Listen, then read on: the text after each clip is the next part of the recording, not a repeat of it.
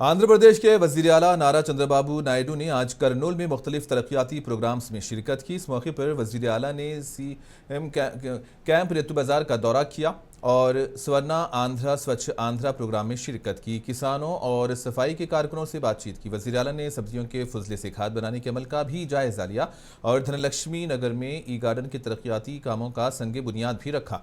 इस मौके पर रियासती वज़रा, जिला कलेक्टर, SP और दीगर भी मौजूद थे।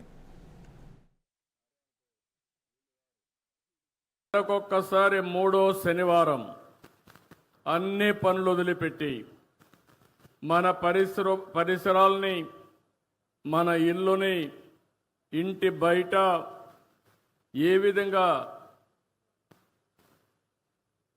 ఒక విధంగా చెప్పాలంటే చెత్త చెదారం ఉందో అవన్నీ చూసుకుని మనం అందరం కూడా దాన్ని ఏ విధంగా పరిశుభ్రంగా పెట్టాలనో పునరంకితం కావడానికి ఒక రోజు స్పెండ్ చేస్తున్నాం. నేను వివిధ సమయాల్లో వివిధ విషయాలు టేకప్ చేశాను. ఈరోజు నేను రైతు బజారుకి వెళ్ళాను. రైతు బజార్లు నేనే పెట్టాను, 1999లో పెట్టాను.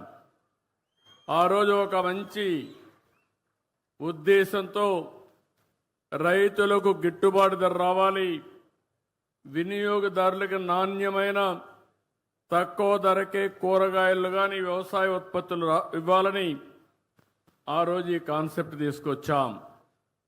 దీనికోసమే పల్లె వెలుగనే పేరుతో RTC బస్సులు కూడా తీసుకొచ్చాం. వెనక సీట్లన్నీ కూడా ఖాళీ చేయించి అవన్నీ రిమూవ్ చేసి నేరుగా కూరగాయలు అందులో వేసుకుని తెల్లవారితో ఫస్ట్ అవర్లో రైతు బజారు దగ్గర తీసుకొచ్చి వదిలిపెట్టేవాళ్ళం. దానివల్ల చాలామంది రైతులు మధ్య దళారులు లేకుండా వాళ్ళంతా వాళ్ళ యొక్క పండించిన పంటలు అమ్ముకునే పరిస్థితికి వచ్చారు. ఇంకో పక్కన ఎవరైతే వినియోగదారులు ఉన్నారో వాళ్ళంతా నేరుగా రైతు బజారుకి వెళ్తే నాణ్యమైనటువంటి సరుకులు దొరికేటివి, ఫ్రెష్గా వెజిటబుల్స్ ఉండేటివి.